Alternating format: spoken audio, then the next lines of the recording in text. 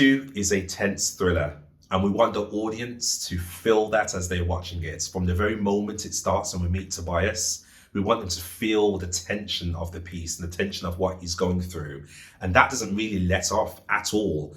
Maybe in moments where you get to meet the friends briefly, but generally speaking, everything is building all the way to the end, and that tension, that tight grip on the story never lets off. And in that last moment where Pierre turns up at the door, we're left with a feeling of what happens next because we don't know where Tobias decides to take his dark desires. Into is an exciting piece because of two things. It touches on a really dark and dingy world, one where Tobias really exists, and all of the things that are happening in his mind. And we get insight into that through the images that are popping onto the screen.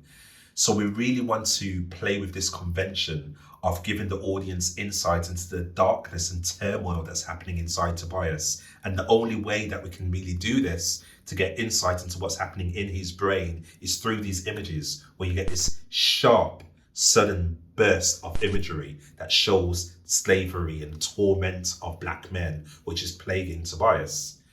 And then we also want to have the neon lights of Birmingham and Her Street. We really want to have that pop of colour that comes from the friends and their flamboyant ways and the camp, uber gay way of being, which is exciting and fun and really appealing to watch.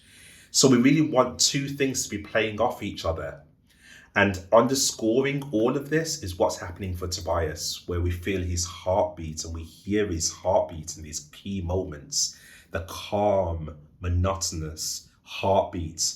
For example, where he's in the shower and he sees himself reflected back as a slave, which is a moment of real, almost realization for him, apart from the fact that he's experienced it over and over and over and over again throughout his life. But we want moments like that to really stand out, and also the obscurity of it. We want to be alluring and pulling the audience in. And we'll do that through using shadows, through really exploring the darkness of the piece, through the music, through the lighting, through the shadows.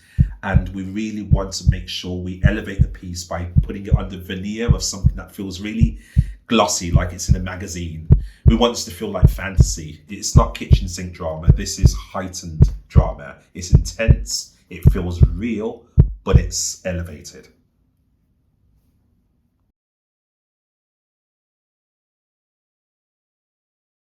This film is very current. It is dealing with issues to do with being black and being gay, and how this is reflected back at you from the community that you come from. As a black gay man myself, this is something that I experience from the way that others will fetishize or implant within me their own projections and their own desires of how they feel I should be within the sexual space. And it's really evident that this conversation is happening right now because we can see that in exhibitions such as the one at the Tate by Topher Campbell, or the play that was on a few months ago in London, Slave Play. In both of these pieces, we see two really key themes, one to do with how race plays out in sex, but also how the black male body is fetishized within the gay community. So I feel as though this film is going to be able to touch on some really key themes, ones that are really important to me, but also on a wider scope, we have the hookup culture as well of grinding, which is a real complex phenomenon that happens within the gay community.